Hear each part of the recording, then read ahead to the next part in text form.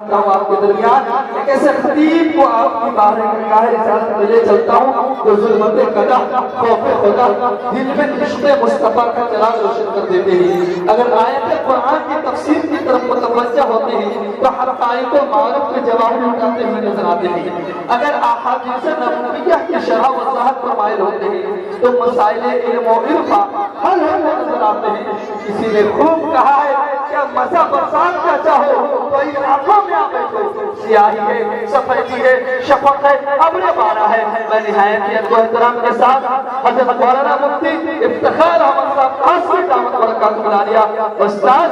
مدرسہ جامعہ اسلامیہ قاسمیہ دارالعلوم والا صاحب سے گزارش کر رہا ہوں کہ تشریف لائے اور اپنے تقریر سے ہم سامعین کو مستفید فرمائے۔ الحمدللہ علی احسانہ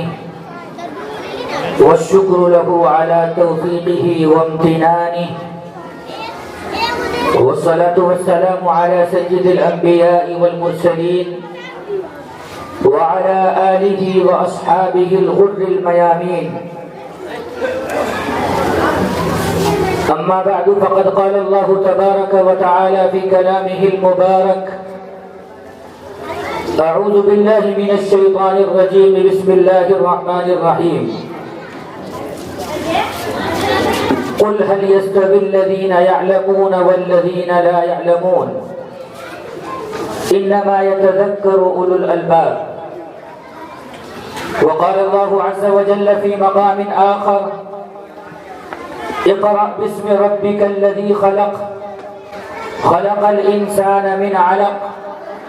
اقرأ وربك الأكرم الذي علم بالقلم علم الإنسان ما لم يعلم. وقال النبي صلى الله تبارك وتعالى عليه وسلم: إن الله يرفع بهذا الكتاب أقواما ويضع به آخرين. وقال النبي صلى الله تبارك وتعالى عليه وسلم: خيركم من تعلم القرآن وعلمه، أو كما قال رسول الله صلى الله عليه وسلم. قرآن کی آیتوں کو نہ اتنا اکڑ کے دیکھ، قرآن کی آیتوں کو نہ اتنا اکڑ کے دیکھ، قرآن میں کیا لکھا ہے یہ قرآن پڑھ کے دیکھ۔ انسانیت کا امن و اخوت کا درس ہے، انسانیت کا امن و اخوت کا درس ہے، قرآن کے ہر ورق پہ محبت کا درس ہے، قرآن کے ہر ورق پہ محبت کا درس ہے۔ حاضرین گرامی قدر، اسٹیج پر جلوہ افروز حضرات علماء کرام و شعراء عظام، خصوصیت کے ساتھ حضرت مولانا عبد الخالق صاحب دامت برکاتہم العالیہ، اور ملک ہندوستان کا ایک عظیم لہجہ، ایک بہترین آواز، جن سے میری مراد جناب سجاد اعظم صاحب لکھیم پوری یوپی، اور ان کے علاوہ مدرسہ آصفیہ تجوید القرآن کے تمام مؤقر اساتذہ کرام اور سرزمین بدھنگرہ کے محترم اور مکرم اور معزز سامعین اعظام، آج کا یہ عظیم الشان انعامی اور اختتامی اجلاس بڑے آب و تاب کے ساتھ جاری و ساری ہے۔ اس عظیم الشان اجلاس میں میری شرکت حضرت مولانا محمد شاہ نواز عادل صاحب قاسمی کی پرخلوص دعوت پر ہوئی ہے۔ میں دعا کرتا ہوں کہ اللہ تعالی حضرت مولانا شاہ نواز صاحب کی خدمات کو اور ان کی تمام تر محنتوں اور کاوشوں کو، جو دن دونی اور رات چوگنی کر کے اس ادارے کی ترقی کے لیے کوشاں رہتے ہیں، اللہ تعالیٰ ان کی محنتوں کو اور ان کی کوششوں اور کاوشوں کو بے پناہ اپنی بارگاہ میں قبول فرمائے اور بہترین اجر عظیم سے نوازے۔ برادران اسلام، کسی اجلاس کی حیثیت سے آپ کی بستی میں پہلی بار حاضری کی سعادت نصیب ہو رہی ہے۔ اللہ تعالیٰ سے دعا فرمائیں کہ قرآن کریم کی جو آیتیں اور جناب نبی کریم صلی اللہ علیہ وسلم کی جو احادیث میں نے پڑھی ہیں، ان آیات اور احادیث کی روشنی میں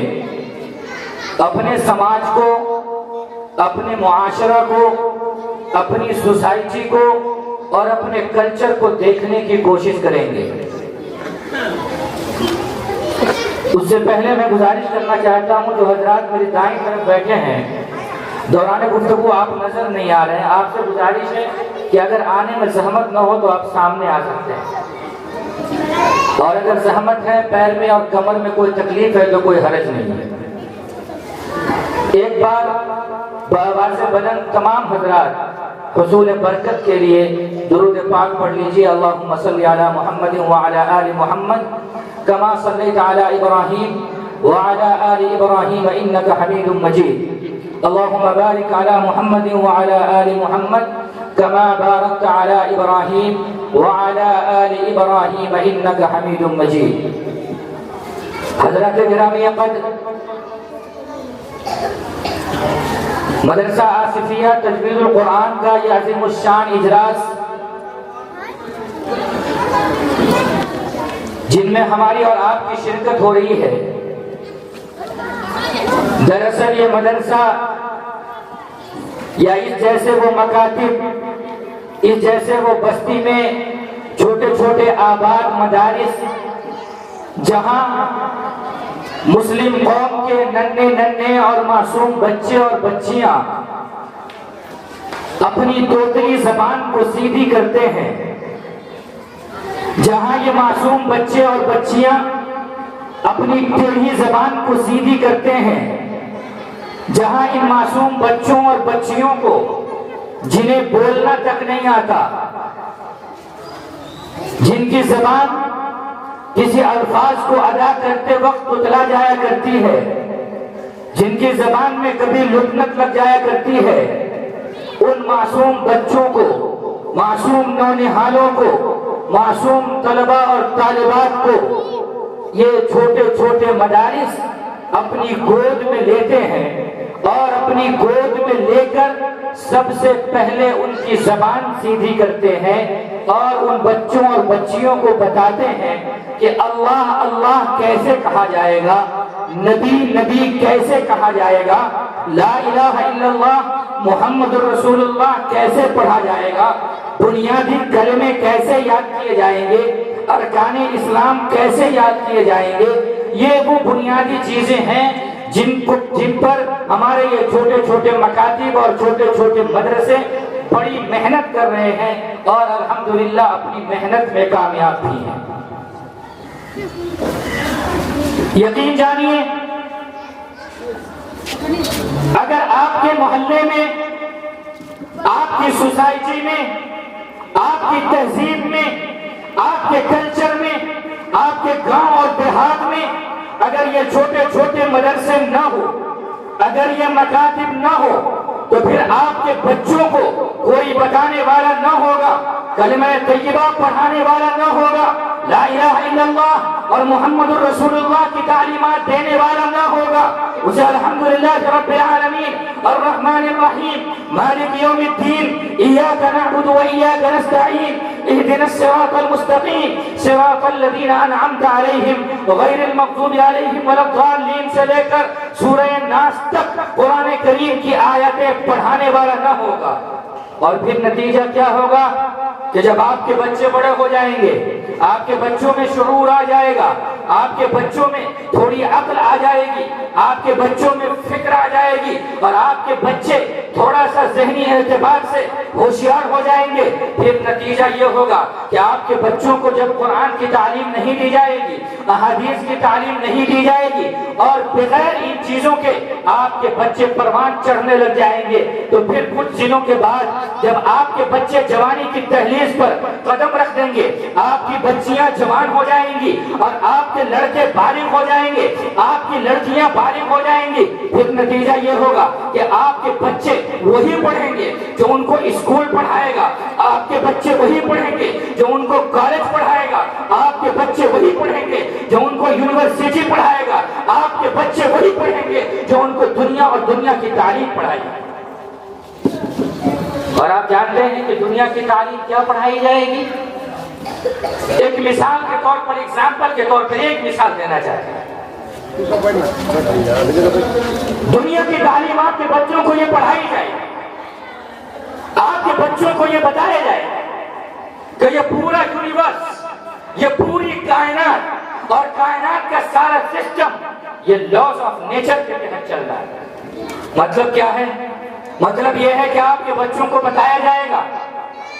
کہ جو چیزیں ہماری عقل کے دائرے میں سما جاتی ہیں، جن چیزوں کو ہمارے عقل کے ترازو میں پرکھا جا سکتا ہے، جن چیزوں کو عقل کے ترازو پر تولا جا سکتا ہے، وہی صحیح ہے، اور جو چیزیں ہماری عقل سے باہر ہے، ہماری عقل کے دائرے سے خارج ہے، جہاں تک ہماری فکر کی رسائی نہیں ہو پاتی ہے، ان چیزوں کا گویا کہ حقیقت سے کوئی تعلق نہیں۔ اب اس کا نتیجہ کیا ہوگا؟ اس کا نتیجہ یہ ہوگا کہ آپ کے بچے اور ہمارے بچے، ہماری بچیاں یہ سمجھیں گے کہ اگر نعوذ باللہ جنت اور جنت کی نعمتیں ہماری عقل میں نہیں سما رہی، جہنم اور جہنم کے عذاب ہماری عقل میں نہیں سما رہی، آسمان اور آسمان سے اوپر کی تمام مخلوقات ہماری عقل میں نہیں سما رہی، زمین اور زمین کے نیچے کی چیزیں ہماری عقل میں نہیں سما رہی، تو ہمارے بچے یہ کہیں گے نعوذ باللہ یہ کوئی چیزیں نہیں ہیں، اس لیے کہ لاز آف نیچر سے باہر۔ لیکن جب آپ کے بچوں کو قرآن پڑھایا جائے تو قرآن کی آیتیں آپ کے بچے گنگنائیں گے اور پڑھیں گے، ان اللہ علی کل شیء قدیر، اللہ خالق کل شیء، اور سائنس کو چیلنج کریں گے، اور سائنس کے سامنے دیواریں آہنی بن کر آپ کے یہ بچے کھڑے ہو جائیں گے اور سائنس سے مقابلہ کریں گے۔ سائنس کو کہیں گے کہ اے سائنس، تمہاری رسائی صرف اور صرف مادی چیزوں پر ہے، لیکن قرآن اور قرآن کے پیدا کرنے والے کی رسائی اور قرآن اور جو کلام اللہ، اللہ تبارک و تعالیٰ کا کلام ہے، اس کی رسائی تمہارے فکر سے باہر ہے۔ میرے محترم بزرگوں، میں عرض کرنا چاہ رہا ہوں کہ آپ اپنے مدارس کی اور اپنے مکاتب کی اہمیت کو سمجھیں، اور آپ کے گاؤں محلے میں جہاں کہیں بھی مدارس اور مکاتب آباد ہیں، یقین جانیے وہ آپ کے ایمان کی اور آپ کے اسلام کی اور آپ کے دین کی ریڑھ کی ہڈی ہے، اور جب ریڑھ کی ہڈی کمزور ہو جائے تو پھر پورا وجود کمزور ہو جایا کرتا ہے۔ جب کسی درخت کی جڑ کمزور ہو جائے، پورا درخت کمزور ہو جایا کرتا ہے، ہلکی سی ہوا بھی اسے اپنی جڑوں سے اکھاڑ پھینکنے کے لیے تیار رہتی ہے۔ میرے محترم بزرگوں، دوستو، مدرسہ آصفیہ تجوید القرآن اور اس میں خدمت کرنے والے تمام اساتذہ مبارکباد کے مستحق ہیں اور مبارکباد کے لائق ہیں، جنہوں نے دن رات ایک کر کے آپ کے معصوم بچوں اور نئے نہالوں کو تیار کیا، اور آپ کے بچوں نے وہ بہترین پروگرام پیش کیا ہے جو کئی مہینوں کی تیاریوں کا ثمرہ اور نتیجہ تھا۔ چند بچوں اور بچیوں کی تقریریں اور نعتیں میں نے سنی یہاں بیٹھ کر، بظاہر ایسا محسوس ہو رہا تھا کہ بہت کہنا مشاق ہے، ایسا محسوس ہو رہا تھا کہ کبھی پہلی بار اسٹیج پر اور مائک پر نہیں آئے، لگ رہا تھا کہ بہت تجربہ کار ہیں۔ ظاہر ہے کہ اس کے پیچھے ان کے اساتذہ کی بے پناہ محنتیں شامل ہیں۔ اللہ تعالیٰ ان کے اساتذہ کو تمام طرح کے شرور اور فتن سے محفوظ فرمائے۔ حاضرین گرامی قدر، خطبے کے دوران میں نے ایک آیت پڑھی ہے، قرآن کریم میں اللہ تبارک و تعالیٰ کا ارشاد ہے، اقرأ بسم ربک الذی خلق خلق الانسان من علق اقرأ وربک الاکرم الذی علم بالقلم علم الانسان ما لم يعلم۔ یہ قرآن کریم کی وہ چند آیات ہیں جو قرآن کریم کی سب سے پہلی وحی کہلاتی ہے۔ سب سے پہلے غار حرا میں جب جناب رسول اللہ صلی اللہ علیہ وسلم تنہائی میں تھے، عبادت میں مشغول تھے، ایک بار تازہ دم ہو جائے درود پاک پڑھ لیں، اللهم صل على محمد وعلى آل محمد كما صليت على إبراهيم وعلى آل إبراهيم إنك حميد مجيد اللهم بارك على محمد وعلى آل محمد كما باركت على إبراهيم وعلى آل إبراهيم إنك حميد مجيد. میں یاد کر رہا تھا کہ قرآن کریم کی یہ آیات سب سے پہلی وحی کہلاتی ہیں. جب آپ صلی اللہ علیہ وسلم غار حرا میں محو عبادت تھے، حضرت جبریل امین اللہ کے حکم سے آتے ہیں. حضرت جبریل امین کہتے ہیں یا رسول اللہ یا محمد اقرأ پڑھیے. آپ صلی اللہ علیہ وسلم فرماتے ہیں ما انا بقاری، میں پڑھنا لکھنا نہیں جانتا. دوبارہ حضرت جبریل امین کہتے ہیں یا محمد اقرأ، اے محمد پڑھیے. حضور اکرم صلی اللہ علیہ وسلم فرماتے ہیں ما انا بقاری، میں پڑھنا لکھنا نہیں جانتا. تیسری مرتبہ پھر حضرت جبریل امین جناب رسول اللہ صلی اللہ علیہ وسلم کو بہت زور سے اپنے گلے سے لگاتے ہیں اور بھینچتے ہیں، دباتے ہیں اور دبا کر کہتے ہیں یا محمد اقرأ بسم ربک الذی خلق، اے محمد پڑھیے اللہ تعالیٰ کے نام سے. حاضرین گرامی، یہ آیت کریمہ میں نے آپ کے سامنے اس لیے پڑھی ہے کہ اس آیت کریمہ میں اللہ تعالیٰ نے ہمیں اور آپ کو اور دنیا کی تمام تر تہذیب یافتہ قوم کو یہ پیغام دیا ہے کہ اے لوگوں، اگر تمہیں ترقی کرنا ہے، اگر تمہیں ترقی کے بام عروج پر چڑھنا ہے تو سب سے پہلے تعلیم کو اپنا ہتھیار بنانا ہوگا. سب سے پہلے ایجوکیشن کو اپنا معیار بنانا ہوگا. اگر تمہارے درمیان تعلیم نہیں ہے، اگر تمہارے درمیان ایجوکیشن نہیں ہے تو پھر تم ترقی کا خواب بھی نہیں دیکھ سکتے. تھوڑا سا اس آیت کا بیک گراؤنڈ دیکھیے، اس آیت کا پس منظر دیکھیے کہ جس وقت یہ آیت کریمہ نازل ہوئی، حضرات علماء اسٹیج پر موجود ہیں، ان کی موجودگی میں ذمہ داری کے ساتھ عرض کرنا چاہتا ہوں. جس وقت یہ آیت کریمہ نازل ہوئی اس وقت اس زمانے کا عالم یہ تھا کہ اس زمانے میں زنا عام تھا، اس زمانے میں جوا عام تھا، اس زمانے میں شراب نوشی عام تھی، اس زمانے میں قمار بازی عام تھی، اس زمانے میں ہر ایک قسم کی برائیوں کو جائز سمجھا جاتا تھا اور اس زمانے میں ہر ایک قسم کی برائیوں کو کرتے ہوئے فخر محسوس کیا جاتا تھا. اب اگر ہماری عقل سے اور ہماری کھوپڑی سے یہ پوچھا جائے کہ اگر ہمارے سر میں درد ہے اور ڈاکٹر کے پاس جائیں اور ڈاکٹر اگر ہمیں پیٹ خراب کی دوائی دے دے تو ہم کہیں گے کہ ڈاکٹر پاگل. اگر ہمارے پیٹ میں درد ہو جائے اور ڈاکٹر بخار ٹھیک کرنے کی دوا دے دے تو ہم میں کا معمولی انسان بھی کہے گا کہ ڈاکٹر پاگل ہے. اب ذرا غور کرنے کا مقام یہ ہے کہ ایک طرف زمانے کا عالم انتہائی سنگینیوں سے بھرا ہوا ہے، ایک طرف زمانے کا عالم یہ ہے کہ وہاں کوئی بھی اہل دل ٹھنڈے دماغ سے سانس نہیں لے سکتا، ایک طرف زمانے کا عالم یہ ہے کہ وہاں چوری، زناکاری، بدکاری، ہر ایک چیزیں بالکل کھلے عام ہو رہی ہے اور ان چیزوں کو کرتے ہوئے فخر محسوس کیا جا رہا ہے. ایسے وقت میں ہماری عقل یہ کہتی ہے، ہماری فکر یہ کہتی ہے کہ اللہ کی طرف سے اگر کسی آیت کا نزول ہونا تھا، اللہ کی طرف سے اگر کوئی آیت آنی تھی تو جن چیزوں کا رواج تھا، جو برائیاں سماج میں جاری تھی، ان برائیوں کو ختم کرنے کے لیے قرآن کریم کی آیتیں نازل ہوتی. چوری عام ہے،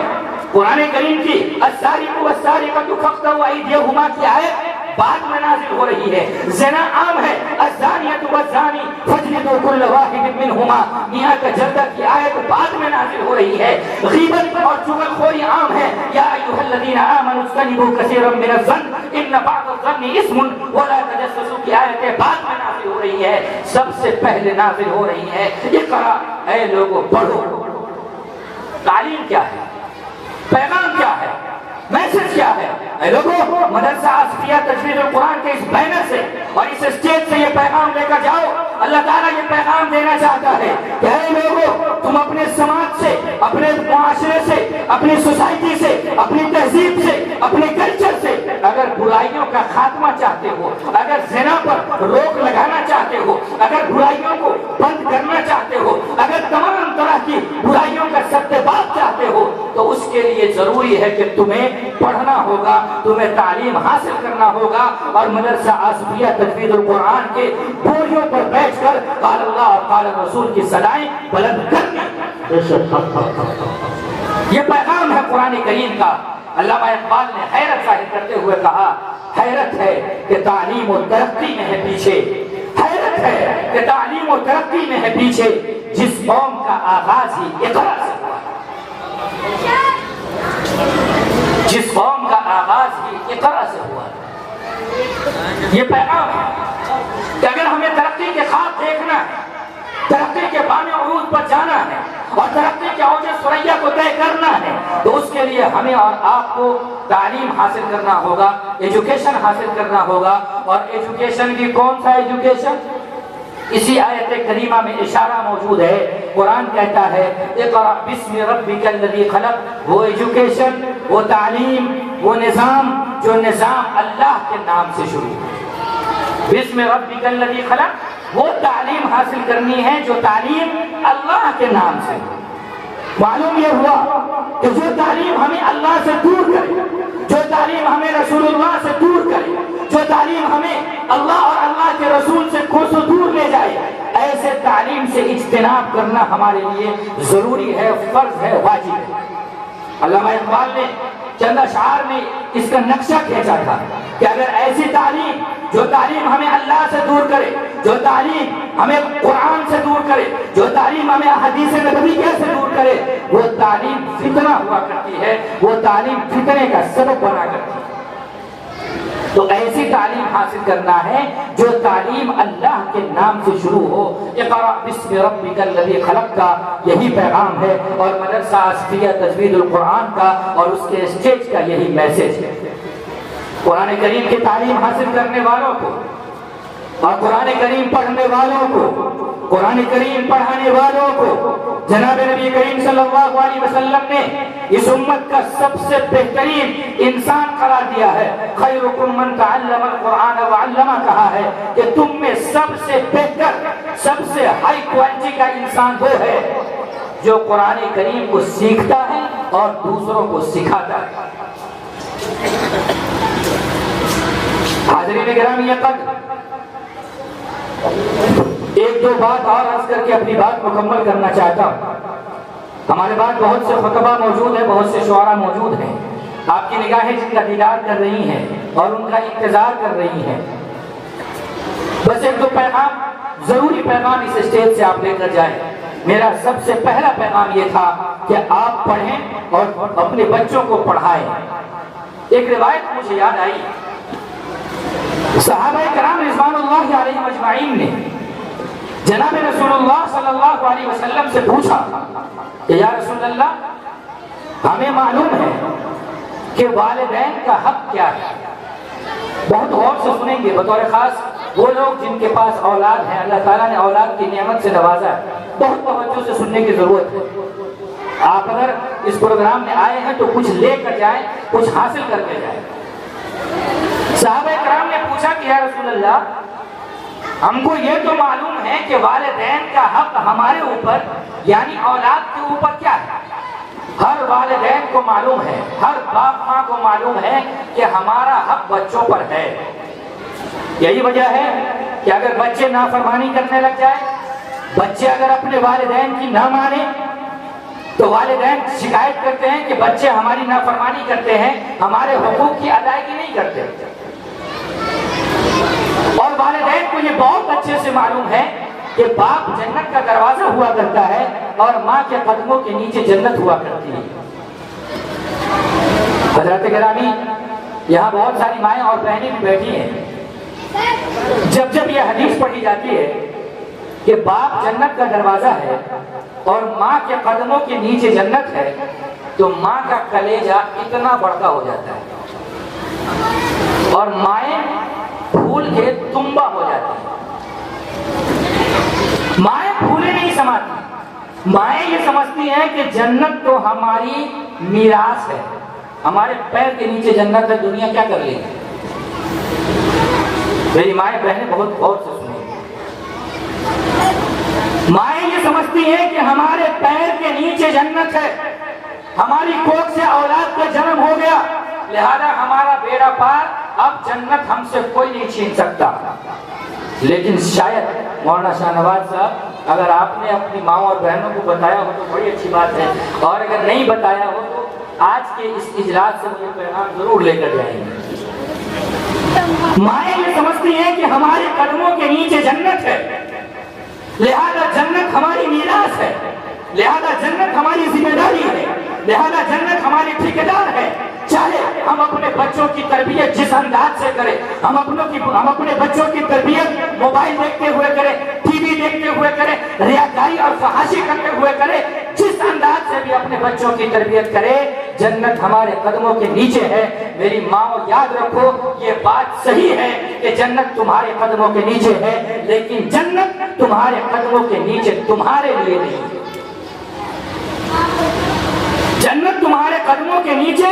تمہارے لیے نہیں ہے۔ اس کا مطلب یہ ہے، اور اس حدیث کی صحیح تشریح یہ ہے کہ جنت تمہارے قدموں کے نیچے تمہاری اولاد کے لیے، اور مطلب یہ ہے کہ اگر تم زناکار ہو، بدکار ہو، فحاش ہو، کچھ بھی ہو، تہجد گزار ہو، اللہ کی برگزیدہ بندی ہو، کچھ بھی ہو، لیکن اگر تمہاری اولاد تمہیں اپنی ماں سمجھ کر اور ماں کا حق سمجھ کر تمہاری خدمت کرے گی تو تمہاری اولاد تمہارے قدموں کے نیچے سے جنت حاصل کر لے گی۔ لیکن خود تمہاری جنت کا دار و مدار کیا ہے، اس کو آپ کو سمجھنے کی ضرورت ہے۔ میری مائیں بہنیں غور سے سنیں، اگر آپ کو جنت میں جانا ہے تو آپ کو جنت میں جانے کے لیے جناب نبی کریم صلی اللہ علیہ وسلم نے کچھ کام دیے ہیں، اگر وہ کام آپ کر لیں تو آپ صلی اللہ علیہ وسلم کی طرف سے یہ فرمان ہے کہ دخلت من ای ابواب الجنت شاءت، کہ جنت کے جس دروازے سے چاہے داخل ہو جائے۔ کام کیا کرنا ہے؟ سب سے پہلا کام یہ کرنا ہے کہ 5 وقت کی نماز پابندی کے ساتھ پڑھنی ہے، اور دوسرا کام یہ کرنا ہے کہ رمضان کے روزے رکھنے ہیں، اور تیسرا کام یہ کرنا ہے کہ اپنے شوہر کی اطاعت کرنی ہے، اور چوتھا کام یہ کرنا ہے کہ اپنے بچوں کی بہترین تربیت کرنی ہے۔ آپ صلی اللہ علیہ وسلم نے فرمایا کہ جو عورت یہ 4 کام کر لے پھر وہ جنت کے جس دروازے سے چاہے داخل ہو۔ تو میری ماں اور بہنوں، صحابہ کرام نے یہی سوال کیا، یا رسول اللہ ہمیں یہ معلوم ہے کہ والدین کا حق کیا ہے، لیکن ہمیں یہ بتایا جائے کہ بچوں کا حق والدین پر کیا ہے۔ تو آپ صلی اللہ علیہ وسلم نے 2 باتیں ارشاد فرمائی۔ سب سے پہلا حق یہ ہے کہ اپنے بچے کا بہتر سے بہتر نام رکھے، ان یحسن اسمہ، اپنے بچوں کا بہترین نام رکھے۔ آج ہم نام رکھتے ہیں پپو، ہم نام رکھتے ہیں لڈو، ہم نام رکھتے ہیں چنٹو، ہم نام رکھتے ہیں پنٹو۔ یہ وہ نام ہے جو یورپین ممالک میں انگریز لوگ اپنے کتوں کا نام رکھتے ہیں۔ اب ظاہر ہے کہ نام کا اثر انسان کے جسم پر، انسان کی باڈی پر اور انسان کے روز و شب میں نام کا اثر پڑتا ہے۔ اب جس انداز کا نام ہوگا اسی انداز سے اس کا کام ہوگا۔ اگر نام عبداللہ ہوگا، نام عبد الرحمن ہوگا، نام صحابہ کرام کے نام پر ہوگا، اور بچیوں کا نام صحابیات کے نام پر ہوگا، تو ان کی وہ بہترین صفات ان کے جسم کے اندر ظاہر ہوں گی اور ان کے کردار سے جھلکیں گی۔ تو آپ صلی اللہ علیہ وسلم نے فرمایا کہ بچوں پر ماں کا سب سے پہلا حق یہ ہے، والدین کا سب سے پہلا حق یہ ہے کہ وہ اپنے بچوں کا بہتر سے بہتر نام رکھے، اور دوسرا حق یہ ہے کہ اس کی بہترین تربیت کرے، بہترین تربیت۔ بس اس تربیت کے تعلق سے ایک واقعہ عرض کر کے اپنی بات مکمل کروں، شاید وقت بھی زیادہ ہو رہا ہے۔ ایک واقعہ جس واقعے میں سبق ہے ان اساتذہ کرام کے لیے بھی، اور جس واقعے میں سبق ہے ماں اور بہنوں کے لیے بھی، اور جس واقعے میں سبق ہے ان معصوم بچوں کے لیے۔ بس ایک مختصر سا واقعہ عرض کر کے اپنی بات ختم کروں، بس توجہ کے ساتھ سن لیں اور نام یاد کریں۔ ایک نام ہے بایزید بسطامی رحمۃ